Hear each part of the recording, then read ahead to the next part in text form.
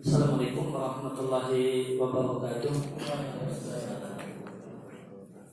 Innal hamdalillah nahmaduhu wa nasta'inuhu wa nastaghfiruh wa na'udzu billahi min shururi anfusina wa min sayyiati a'malina man yahdihillahu fala mudilla lahu wa man yudlil fala hadiya lahu wa asyhadu an la ilaha illallah wahdahu la syarika lahu wa asyhadu anna Muhammadan 'abduhu wa rasuluhu sallallahu alaihi wa ala alihi wa sahbihi wa sallam. Kaum muslimin dan muslimah rahimani wa rahimakumullah, di kesempatan pagi hari ini kita akan siang hari ini kita akan kesempatan pagi sampai siang hari ini nanti kita akan bahas seputar jual beli, dan ilmu tentang hal ini adalah satu hal yang bisa kita katakan fardhu ain atas kita, ya, karena ilmu agama yang fardhu ain adalah ilmu agama yang menjadi kebutuhan kita setiap harinya, dan bisa kita pastikan tidak ada di antara kita yang tidak melakukan transaksi jual beli setiap harinya. Jika kita setiap hari melakukan transaksi jual beli, maka berarti belajar fikih jual beli itu hukumnya fardhu ain, ya, karena dia bagian dari ilmu yang disebut dalam kitab Ta'limul Muta'allim disebut dengan ilmu hal, ilmu tentang kondisi yang kita butuhkan. Maka kita setiap hari transaksi jual beli, maka fardhu ain atas kita untuk mempelajarinya. Tanpa jual beli, barang menjadi milik pembeli, uang menjadi milik penjual.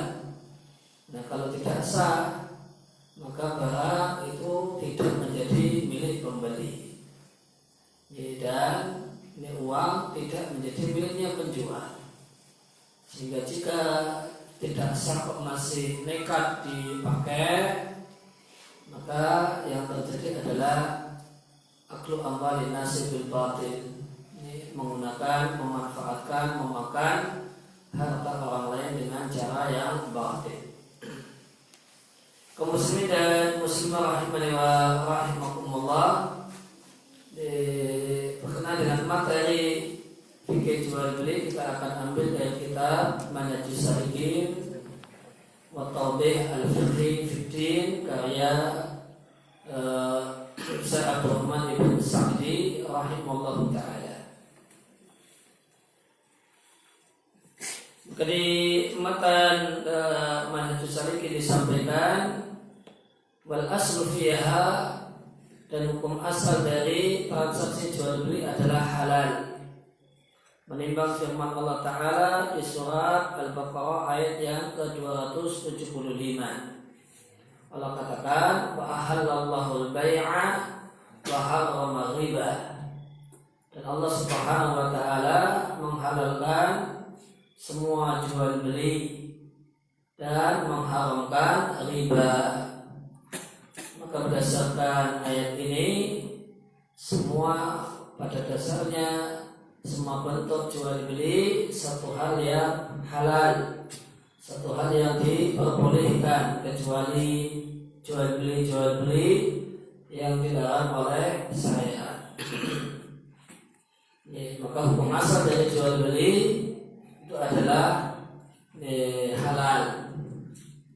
Namun perlu diketahui bahasanya kaidah semacam ini, kaidah hukum asal dalam jual beli atau asal dalam transaksi itu halal dan sebagainya, ini kaidah semacam ini hanya boleh dipegang oleh orang yang berilmu, hanya boleh dipegang dan dipakai oleh orang yang berilmu. Orang yang ilmu agamanya pas-pasan dan boleh pakai kaidah ini. Orang yang ilmu agamanya pas-pasan, kaidahnya jika tidak tahu tanya. Jika tidak tahu adalah bertanya. Kalau kayak gini saya belum pernah belajar apa hukum jual belinya, tanya sebelum melangkah. Itu kalau untuk orang yang pemula dalam belajar, orang yang pas-pasan dalam belajar, itu kaidahnya itu adalah jika tidak tahu bertanya, jika belum pernah dikaji, belum pernah dipelajari, sehingga tidak tahu, maka solusinya adalah bertanya dan tidak membuat kesimpulan. Maka yang punya hak untuk membuat kesimpulan pakai kaidah-kaidah semacam kaidah hukum asal jual beli adalah halal, itu yang boleh memakainya adalah orang yang berilmu. Nanti karena kalau orang yang tidak berilmu, nanti semuanya jadinya halal semua. Pertimbangan untuk melarang jual beli ini, jual beli itu. Karena datang pertimbangannya, nanti kemudian semuanya kembali ke hukum asal. Jadinya semuanya halal semua.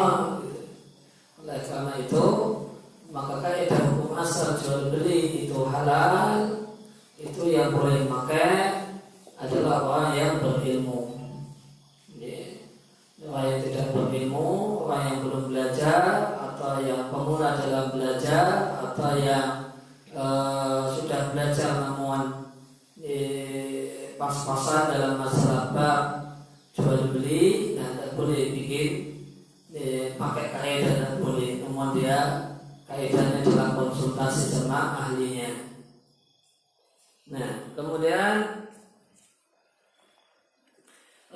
disampaikan fajami'ul a'yani, maka semua benda, ini semua benda, baik dia adalah harta tidak bergerak. Jadi harta itu kalau di pelajaran ekonomi ada dua macam. Ini ada harta bergerak dan ada harta tidak bergerak. Motor itu bisa gerak, pindah kemana-mana. Meja bisa diangkat-angkat, pindah ke mana-mana. Handphone bisa pindah satu tempat ke tempat yang lain. Gelas ini bisa dipindah ke sini, bisa ke sana, bisa ke sana. Baju ini bisa gerak kemana-mana. Maka itu disebut harta bergerak. Ada kemudian harta yang tidak bergerak. Tanah itu tidak bisa dipindah. Tanahnya bisa dipindah untuk nimbul daerah mana, tapi tanahnya itu tidak bisa dipindah. Rumah permanen, kalau rumah tidak permanen bisa diangkat. Kalau rumah permanen tidak bisa diangkat, bisa dirobohkan. Kemudian ladang, kemudian pekarangan, sawah, tidak bisa dipindah. Ini namanya harta tidak bergerak. Bahasa Arabnya namanya akorun. Maka semua benda, baik dia adalah harta yang tidak bisa dipindah, harta tidak bergerak, rumah dan sebagainya, hewan, ternak, kemudian perkakas rumah tangga, ada kursi, ada meja tamu, ada meja makan dan sebagainya, maka diperbolehkan iqa'ul uqudi, menjadi objek transaksi. Boleh untuk jadi objek transaksi jual beli. Idza tamat syurutul bai', jika terpenuhi syarat-syarat jual beli. Dan syarat-syarat jual beli yang akan disampaikan oleh Syekh Abdurrahman As-Sa'di di kitabnya ini ada 6 syarat sah jual beli. Nanti ada syarat itu berkenaan dengan pelaku transaksi jual beli, dan nanti ada objek transaksi jual beli. Objek transaksi jual beli itu barang dan uangnya. Maka nanti ada syarat berkenaan dengan orang dan ada syarat berkenaan dengan objek transaksi. Jika salah satu dari syarat ini tidak terpenuhi, maka transaksi jual belinya tidak sah. Transaksi jual belinya tidak sah. Jika transaksi jual beli tidak sah, barang masih milik penjual, uang masih milik pembeli, sehingga tidak boleh dipakai. Kalau pakai dosa, termasuk dalam ayat wala taqulu amwalan nasi bil batil. Wala taqulu amwalakum bainakum bil batil. Janganlah kalian memakan harta orang lain dengan cara yang melanggar hukum, dengan cara yang batil. Hafal 6 syarat ini dan faham, plus kemudian tahu minimal pernah mendengar dalilnya, adalah satu sebab penting untuk bisa menguasai fikih muamalah secara umum. Maka yang sangat mendasar adalah fikih muamalah, penguasaan fikih transaksi adalah penguasaan terhadap 6 syarat sah jual beli. Maka berkenaan dengan syarat itu perlu diketahui, kalau dalam bab jual beli dan yang lain ada namanya syarat jual beli dan ada namanya syarat dalam jual beli. Ada syartun fil bai', ada syartul bai', dan ada syartun fil bai'. Ada syarat jual beli, itu syarat sah jual beli, dan syarat dalam jual beli. Jadi, kalau syarat jual beli, nah ini nanti akan kita bahas, ada 6 poin. Ada kemudian istilah syarat dalam jual beli. Itu artinya perjanjian yang disepakati dua belah pihak berkenaan dengan jual beli yang mau dilakukan, atau kemudian sewa menyewa yang mau dilakukan, dan yang lainnya. Misalnya beli kayu, syaratnya diantar ke rumah, bahwa kayu bakar ini, saya beli kayu bakar ini, syaratnya saya mau beli kalau diantar ke rumah. Maka diantar ke rumah itu namanya syarat dalam jual beli. Nanti ada aturannya. Syarat dalam jual beli itu ada yang boleh, ada yang tidak boleh. Maka itu syarat. Maka syarat dalam jual beli itu ada yang batil, ada yang tidak benar, dan ada yang dibenarkan, ada yang bisa disahkan. Itu syarat dalam jual beli. Nanti ada rinciannya. Jadi apa beda syarat jual beli sama syarat dalam jual beli? Apa bedanya? Tadi sekilas saya sudah sebutkan 2 perbedaannya. Yang pertama, kalau syarat jual beli itu dari syariat. Dari syariat harus ini, harus itu. Kalau syarat dalam jual beli harus diantar ke rumah, itu dari manusia. Syarat jual beli itu dari manusia. Manusia yang jadi penjual dan manusia yang jadi pembeli. Maka kalau syarat jual beli dari syariat, kalau syarat dalam jual beli itu dari manusia pelaku transaksi. Kemudian dari beda yang kedua, syarat jual beli yang berasal dari syariat semuanya tentu syarat yang benar, bahkan harus dipenuhi. Sedangkan syarat dalam jual beli ada yang benar dan ada yang salah. Di bahasa fikihnya ada syartun sahihun dan syartun batilun. Ada syarat yang sah dan ada syarat yang tidak sah.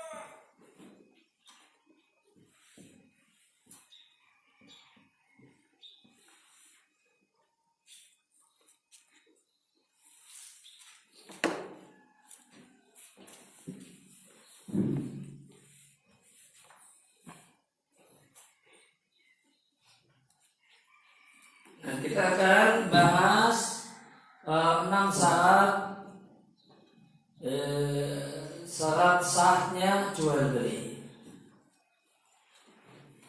Yang pertama, famin a'zami syuruti, maka di antara syarat terpenting untuk sahnya jual beli yang pertama adalah ar-ridha,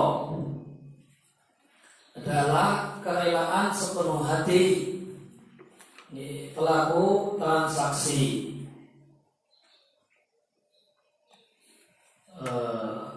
Yang ngantuk gimana, cerdas suruh tidur atau suruh tidur di belakang atau di kamar atau gimana?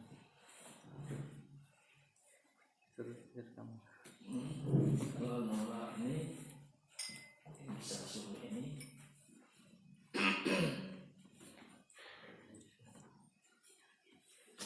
Kalau saya di pondok santri ngantuk itu hukumannya berdiri sampai selesai pelajaran sambil megang buku catatan di tangan sambil tetap nulis. Jadi kalau memang nggak bisa mengikuti pelajaran, saya jadi ngantuk, lebih baik diminta istirahat saja. Nah, maka syarat yang pertama adalah ridha, kerelaan. Sepenuh hati, tidak ada yang terpaksa. Ini kebalikannya adalah terpaksa.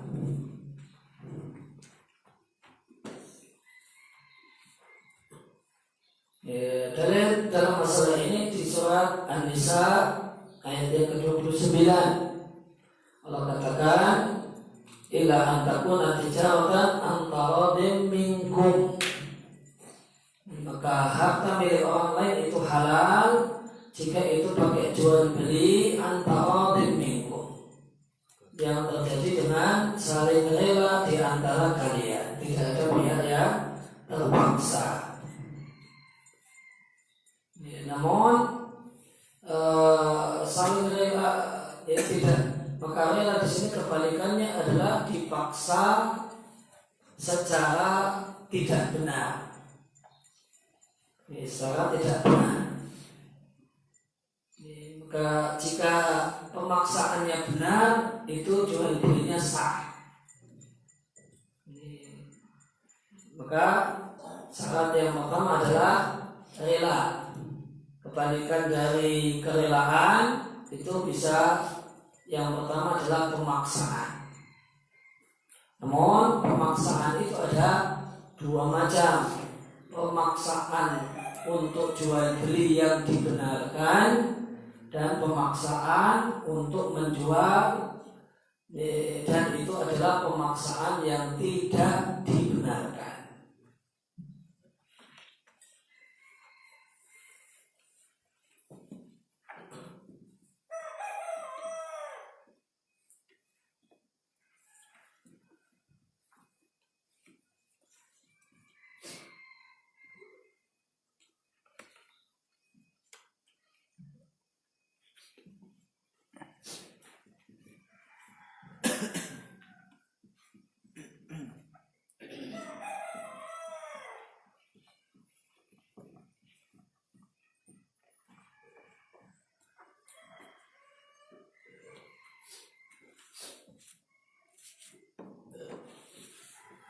Ya, jadi syarat sah jual beli yang pertama, pembeli dan penjual masing-masing rela.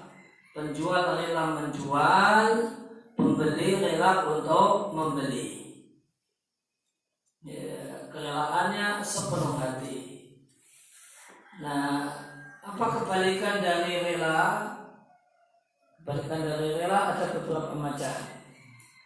Yang pertama adalah pemaksaan. Namun pemaksaan itu ada dua macam. Pemaksaan yang dibenarkan dan ada pemaksaan yang tidak dibenarkan.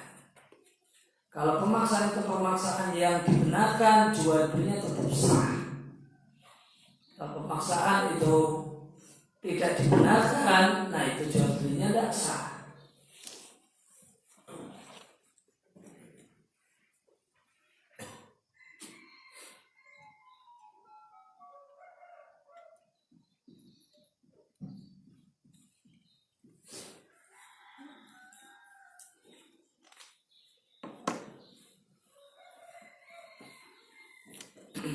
Ya gimana contoh pemaksaan yang dibenarkan?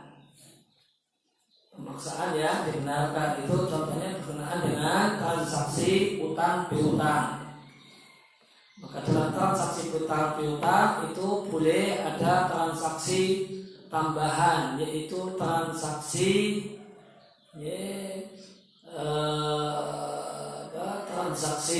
agunan atau transaksi jaminan. Maka ada transaksi jaminan. Maka misalnya saya berutang sama Firdaus Bashir, saya utang 5 juta.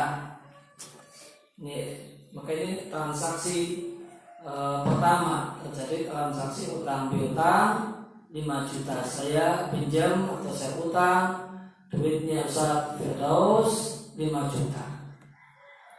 Kemudian karena khawatir haknya hilang dan sebagainya, maka diperbolehkan Ustaz Firdaus untuk membuat transaksi tambahan, yaitu transaksi agunan atau jaminan utang. Maka saya serahkan misalnya ini untuk jaminannya, ini saya punya laptop. Saya serahkan ke Ustaz Firdaus. Maka ada transaksi ini, transaksi agunan, transaksi rohan bahasa Arabnya. Nanti fungsi jaminan, fungsi agunan itu kalau dalam aturan Islam fungsinya adalah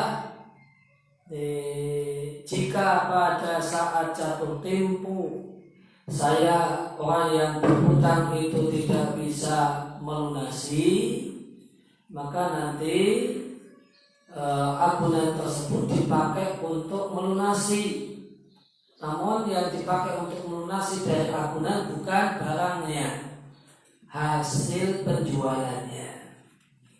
Hasil penjualannya nanti dipakai untuk melunasi.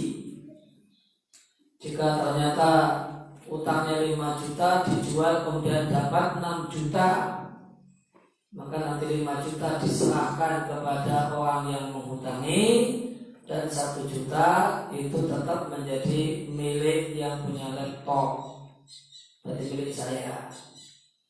Kalau ternyata saya utang 5 juta, laptop yang saya jaminkan ternyata hanya terjual 4 juta. Maka 4 juta yang didapat dikasihkan, saya serahkan kepada Ustaz Firdaus Bashir, dan saya masih tetap punya utang 1 juta. Jadi tidak kemudian dianggap lunas, enggak. Kalau kurang, tetap masih punya utang. Kalau bersisa, kalau berlebih, dan berlebihnya hak saya, karena laptop itu laptop punya saya. Maka di aturan ini, utang ini, saya utang 5 juta tadi dari Ustaz Firdaus. Saya serahkan apa tadi? Laptop untuk apa? Untuk jaminan. Misalnya 5 juta 1 bulan. Ini 1 bulan. Setelah genap 1 bulan, setelah tiba 1 bulan, maka saya ditagih. Di mana pembayarannya? Mana pelunasannya?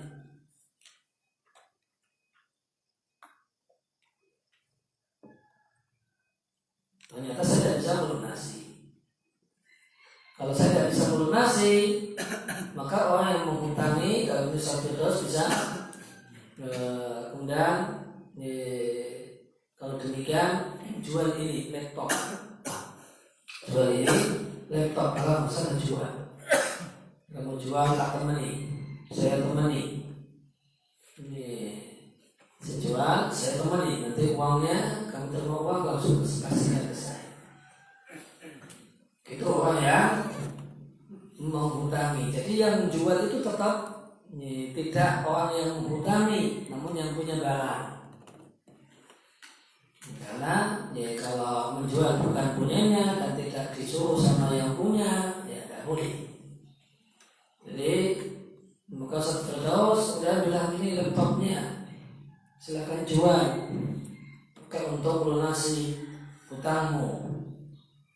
Dan kalau saya rela, ya saya menyadari saya keliru, saya tidak sesuai dengan janji, ya saya jual. Hasilnya ya, langsung saya kasihkan, langsung saya serahkan, nah, untuk bayar hutang.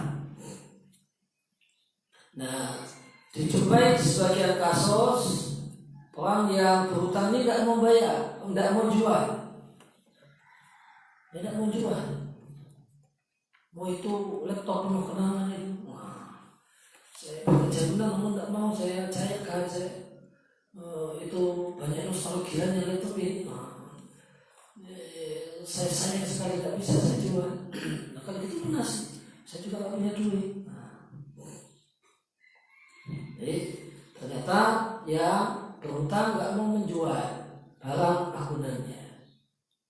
Kalau dia ngotot nggak mau jual, aslinya dalam aturan Islam, dalam aturan fikih, maka orang yang menghutangi tadi akan melaporkan saya ke pengadilan. Maka sudah selesai akan lapor ke pengadilan. Nanti pengadilan hakim mengundang saya, betul kamu punya utang, betul kamu kemudian punya utang sekian, betul kamu menjaminkan laptopmu, betul.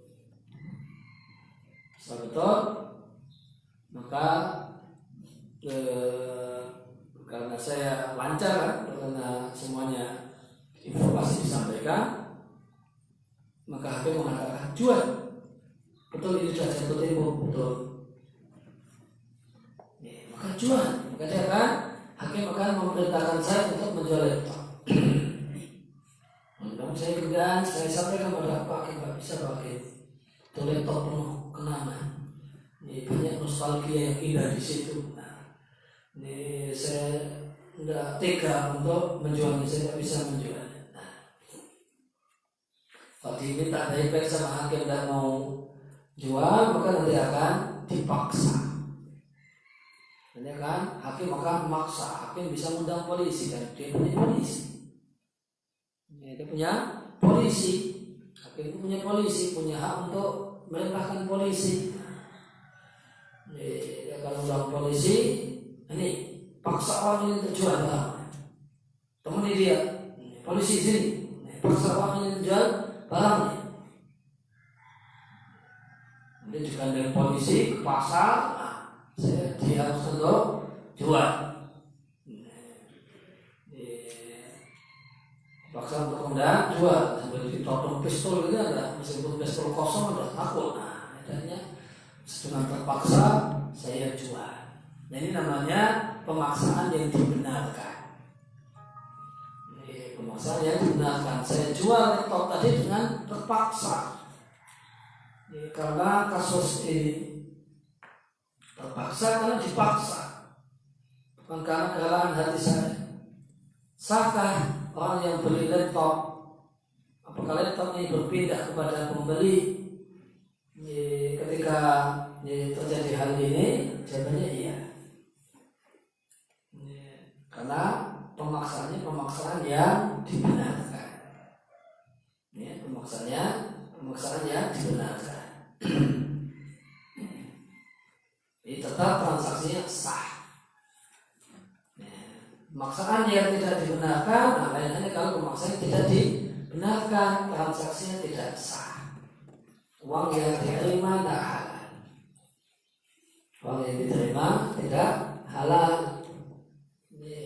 Ada kemudian preman jualan dengan cara paksaan. Sebenarnya ada preman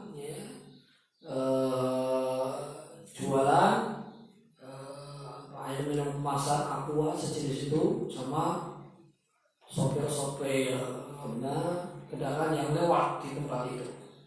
lewat di daerah kekuasaannya preman. Nanti akan dicegat, terus langsung tiba-tiba preman yang dekat, saya pernah lihat sendiri, langsung dimasuki itu botol kemasan ini, harus dibeli. Kalau nggak dibeli berurusan sama si preman. Dan sopirnya ngasih duit, itu harganya 5.000, tapi dijual sama si preman 10.000. Dia ngasih 10.000 lewat. Nah, ini tentu pemaksaan yang tidak dibenarkan. Preman ini tidak punya alasan yang sah secara hukum, secara hukum agama untuk melakukan jual beli air dalam kemasan dengan cara paksaan seperti itu. Sahkan transaksi jalannya tidak sah. Transaksinya tidak sah, duitnya tidak halal, duitnya tetap milik pembeli. Namun gimana bagi yang terima airnya juga tidak sah juga. Karena kalau tidak sah maka dampak dari jual beli itu tidak terwujud. Maka dia juga tidak boleh meminumnya, Terus gimana ya? Kasihkan ke pohon atau yang lainnya ke kucing dan atau teman-temannya. Dan kemudian kebalikan dari rela yang kedua adalah malu.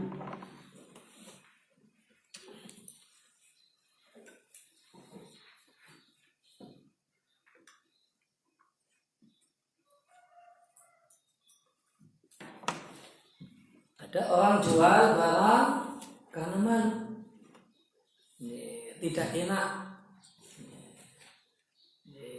sungkan, bahasa Jawanya pekewuh, bahasa orang Jogjanya pekewuh. Kenapa? Karena ternyata barangnya ini diminta untuk dijual oleh orang yang kita hormati. Yang kita hormati. Kemudian akhirnya sebenarnya nggak ingin dijual. Dia nggak ingin dijual, namun karena itu ini saya beli ya, jam tanganmu bagus sekali. Saya punya santri, kemudian saya lihat pakai jam tangan yang bagus, kemudian saya naksir. Karena tidak enak saya gurunya, akhirnya dijual dengan ini karena sebab tidak enak, karena sebab malu kalau menolak. Sebab malu untuk menolak. Saya punya santri misalnya, dia punya jam tangan yang bagus, saya ini suka atau disukai oleh anak saya, kemudian anak saya ini ngomong, akhirnya ini maka saya bilang ke santri tersebut, ini jam tanganmu saya beli ya, boleh ya, nggak apa-apa kan? Hanya santrinya agak udah bilang, ini saya beli, boleh ya, nggak apa-apa kan ya dibeli ya, nanti lain kali kamu bisa beli yang lain ya. Saya ngomong gitu, tidak enak. Akhirnya dijual dengan terpaksa, dengan tidak rela, karena malu. Ini tidak boleh. Dan bukanlah termasuk hal yang tidak beradab, bukanlah termasuk tindakan yang tidak sopan ketika seorang murid menolak ketika gurunya mau membeli barang miliknya. Itu boleh-boleh saja, bukan teranggap tidak hormat sama guru, tidak masalah. Guru yang paling hebat, paling besar jasanya adalah Rasulullah SAW. Namun demikian, suatu ketika di perjalanan pulang dari perang, Rasul itu berminat dengan unta miliknya Jabir. Maka Rasul mengatakan, Jabir, saya beli untamu. Jabir mengatakan, la ya Rasulullah, saya tidak jual ya Rasulullah. Biasa saja. Maka Jabir menolak, nggak mau. Meskipun bila dinego Nabi, nanti pada akhirnya mau. Tapi pada awalnya dia menolaknya. Dari sini kita ambil pelajaran, murid itu menolak ketika guru itu ingin membeli barangnya, itu bukan tindakan tidak sopan. Itu sopan, itu tidak masalah. Nah itu hak-hak, ini hak pribadi, ya tidak masalah. Dan guru tidak perlu merasa bagaimana. Ini sudah saya ajari bertahun-tahun, saya mau beli motornya saja nggak dilepas. Maka guru yang baik mencontoh Rasul. Ini yang merupakan guru teladan. Sang guru teladan tidak masalah. Waktu kemudian memakai Jabir, kamu boleh bilang tidak wahai Jabir. Enggak, kami tidak bilang demikian. Ketika Jabir bilang la, tidak mau, ya, diterima oleh Rasulullah SAW. Dan di antara dalil bahasanya jual beli itu saling riba di samping ayat Al-Quran ada dalam hadis dari Ibnu Majah. Nabi Sallallahu Alaihi Wasallam mengatakan, innamal bai'u antarabin. Hanyalah jual beli yang sah itu jika rela sama rela.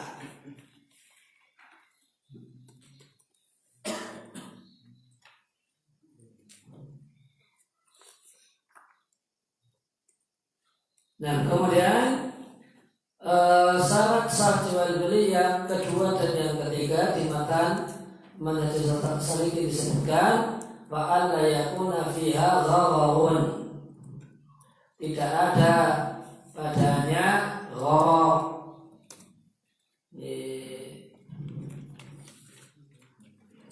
Tidak ada padanya gharar wa jahalatun dan ketidakjelasan.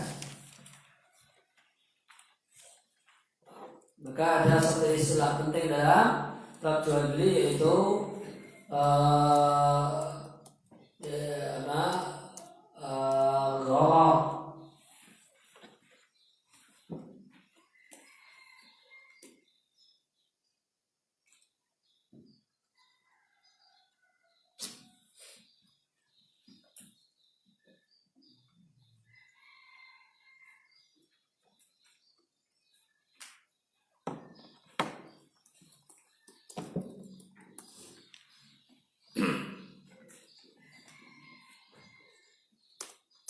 Ya, gharar itu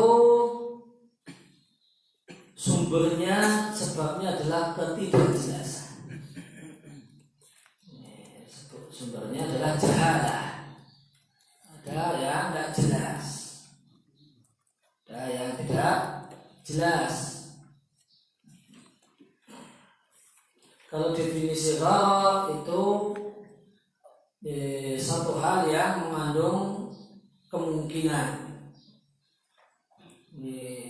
untung dan rugi, dan kemungkinan yang paling besar adalah rugi, dan rugi adalah kemungkinan yang besar. Maka dalam jual beli ini ada jual beli, kemudian di situ ada kemungkinan ini untung dan rugi, dan rugi itu adalah kemungkinan yang besar. Dalam keadaan orang itu tidak tahu ini secara pasti, atau kemudian tidak tahu apakah nanti ini ujungnya untung atau rugi. Ini satu transaksi jual beli di mana orang itu tidak tahu akibat. Akibat itu maksudnya dampak dari transaksi jual beli ini itu nanti seperti apa. Itu ada dua kemungkinan, dan kemungkinan rugi adalah kemungkinan yang besar. Yang ini disebabkan karena ketidakjelasan. Ketidakjelasan. Sering diterjemahkan dalam bahasa Indonesia dengan spekulasi.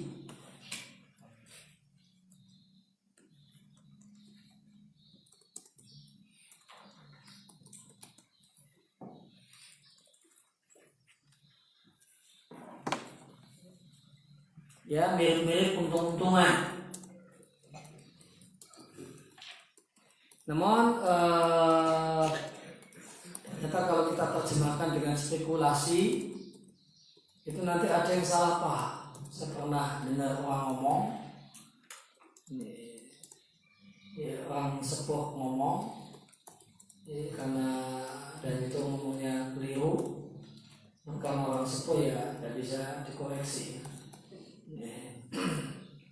Nah, dia memahami gharar itu dengan spekulasi yang dia tangkap, nggak tahu dia belajarnya bagaimana. Itu penangkapannya salah. Karena dia pahami termasuk jual beli spekulasi itu jual beli musiman.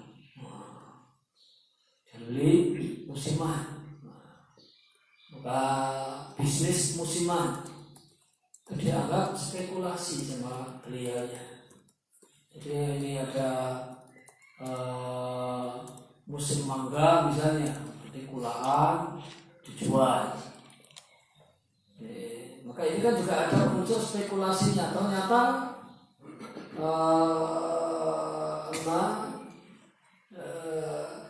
pas kemudian dia jual, misalnya ini atau bukan musim mangga ya, mungkin musim jarang mangga, sedikit mangga.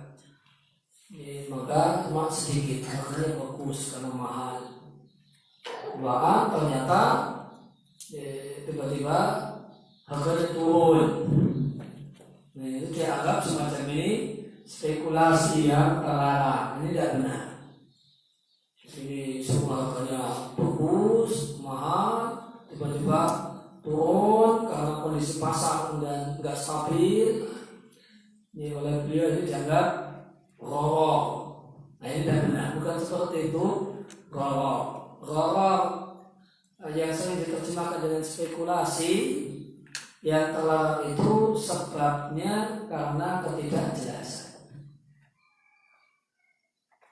Karena ketidakjelasan.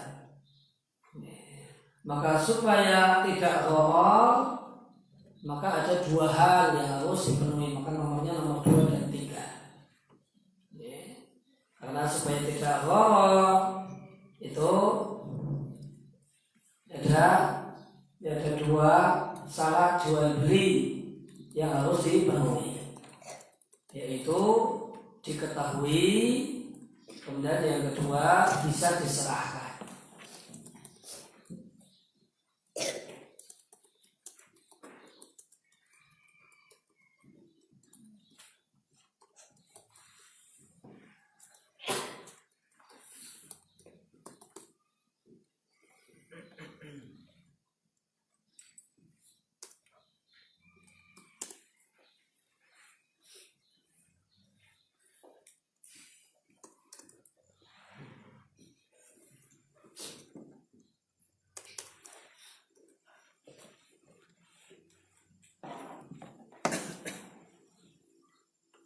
Ya, maka syarat sah jual beli yang kedua adalah diketahui. Kemudian syarat jual beli yang ketiga adalah bisa diserahkan.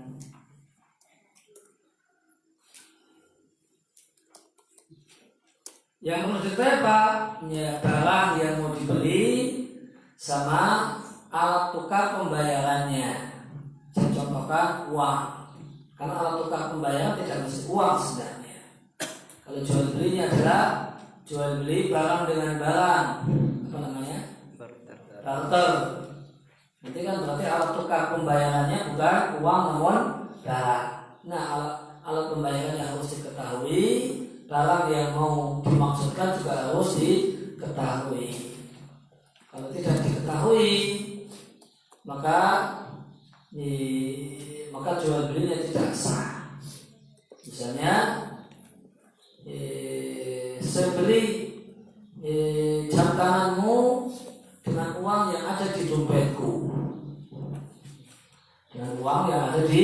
dompetku, dan saya tidak tahu ada uang berapa ya, nanti dilihat lah, mau nggak?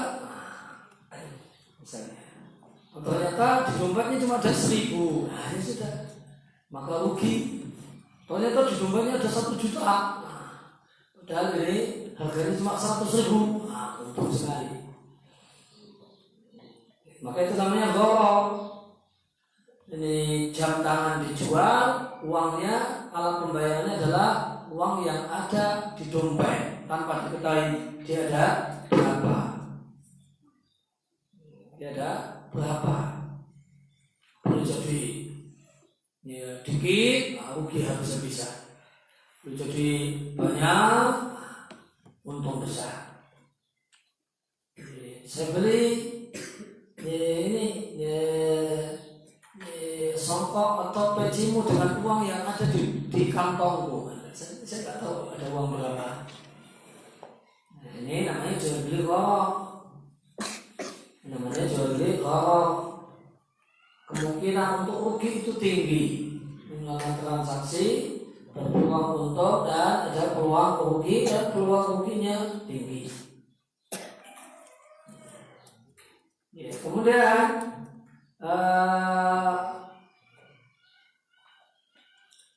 syarat yang ketiga tadi bisa diserahkan. Kalau tidak bisa diserahkan, maka ini jual belinya adalah jual beli gharar, tidak boleh, tidak sah. Misalnya orang punya sapi, yang sapinya ini dicuri orang. Kemudian sapi yang dicuri orang saya jual. Saya punya sapinya dicuri orang. Bisakah saya menyerahkan sapi? Bisa nggak? Kenapa? Karena sapinya yang dicuri orang. Nah saya jual. Silakan cari. Karena silakan cari bisa dipastikan harganya murah. Sini harga sapi berapa? Sini harga sapi murahan berapa paling murah? Berapa? 14 juta. Nah, ini ada sapi harganya 14 juta, tapi dicuri orang, saya jual 5 juta. Sapi saya murah. Silakan cari. Cari. Dicurinya tadi sebelum subuh, silakan saya jual, silakan dikejar. Maka pembeli di sini untung-untungan. Pembeli di sini untung-untungan.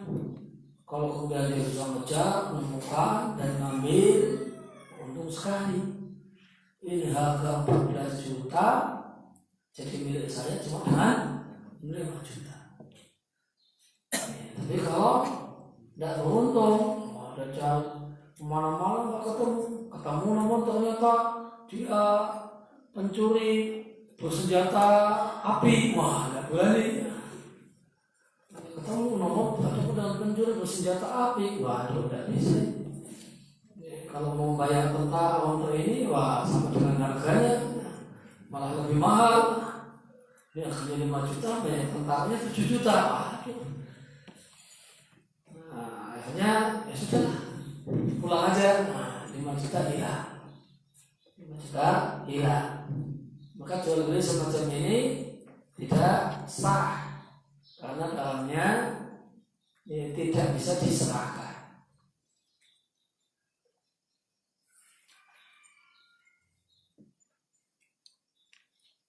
Karena itu supaya jual beli itu sah, harus barangnya adalah barang yang bisa diserahkan, diserah terimakan.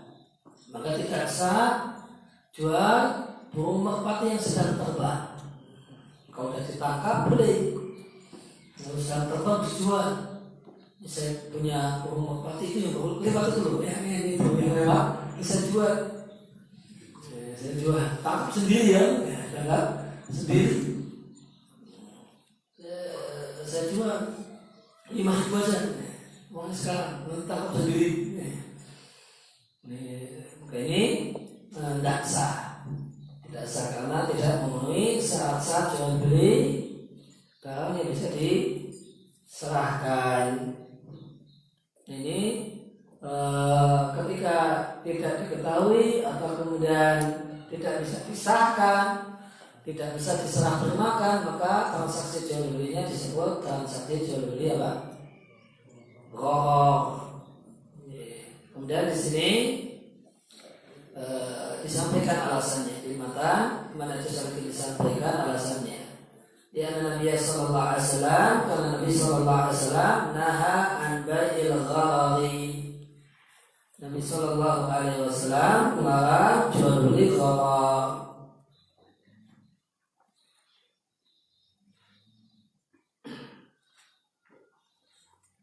Kemudian jadi syarat jual beli itu yang kedua adalah diketahui, baik barang yang dibeli ataupun alat tukar pembayaran yang harus diketahui oleh dua belah pihak. Tidak hanya diketahui oleh satu pihak, namun dua belah pihak. Dan maka tidak boleh barang yang dibeli dan alat tukar pembayarannya harus maklumaini lil ba'i wal mushtari, harus diketahui oleh penjual dan demikian juga oleh pembeli. Ya, gimana cara mengetahuinya?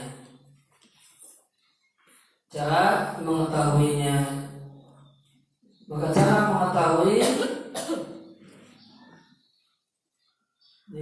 mengetahui barang atau uang itu, cara yang disepakati adalah dengan cara dilihat.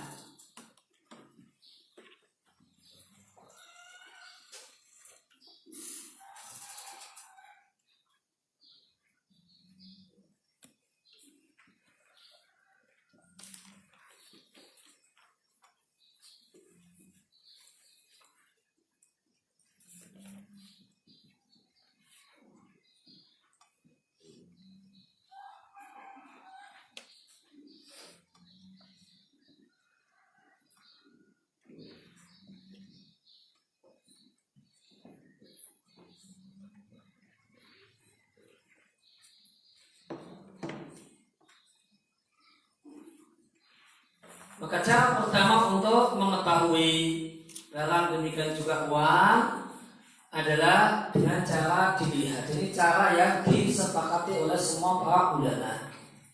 Sah jual beli manakala barang yang diketahui dengan cara dilihat.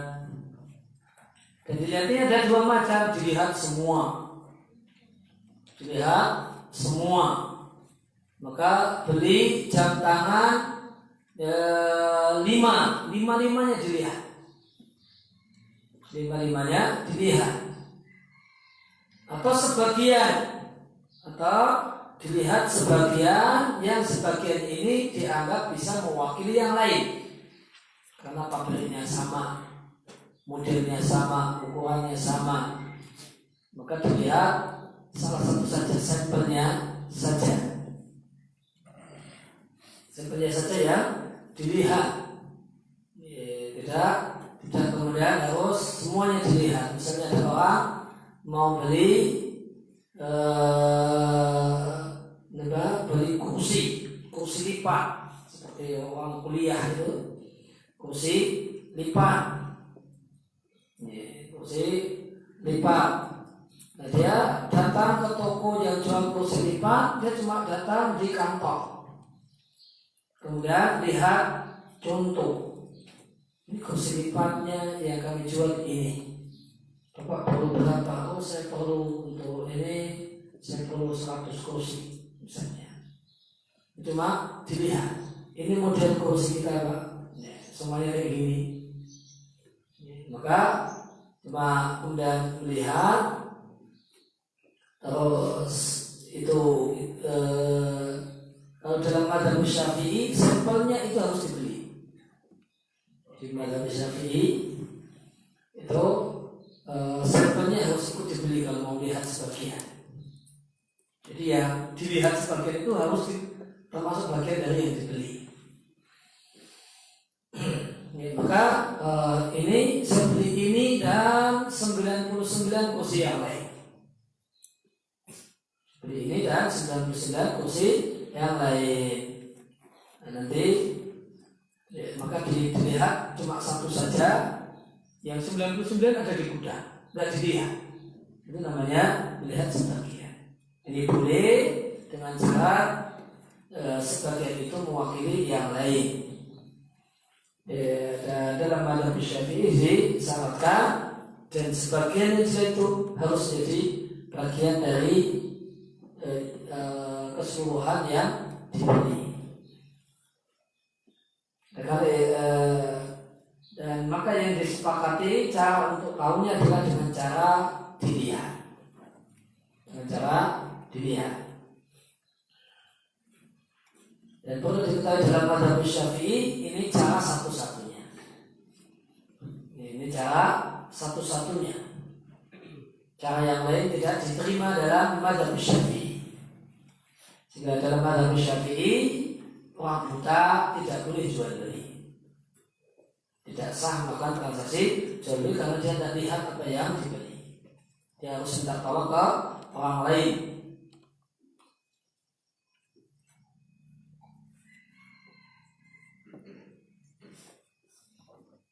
Ya, namun pendapat yang lebih tepat dilihat bukanlah cara satu-satunya, ada cara yang kedua.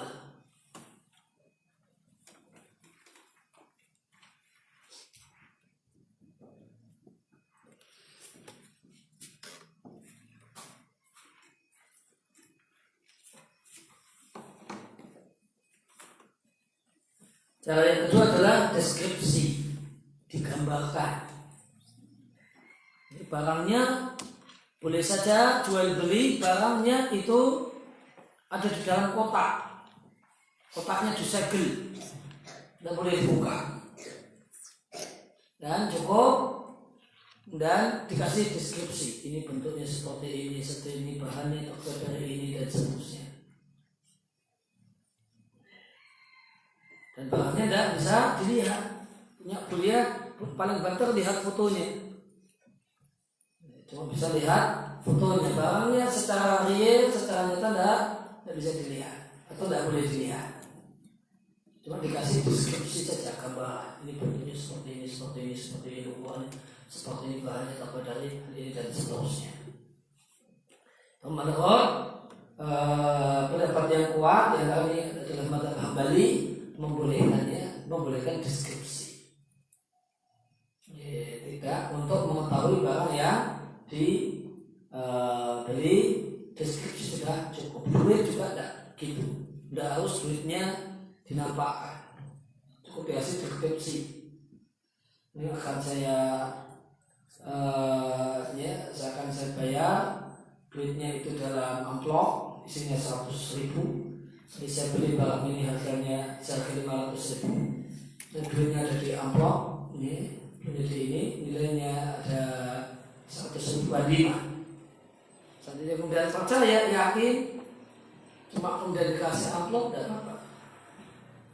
Tidak, mengapa perlu dibuka, yaitu sudah sah.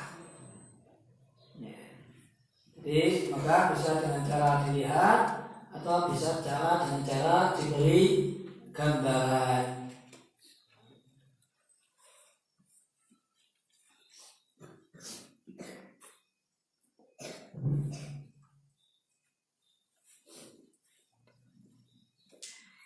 Ya, demikian yang kita bahas di sesi yang pertama sampai jam 7 pas. Wassalamualaikum warahmatullahi wabarakatuh.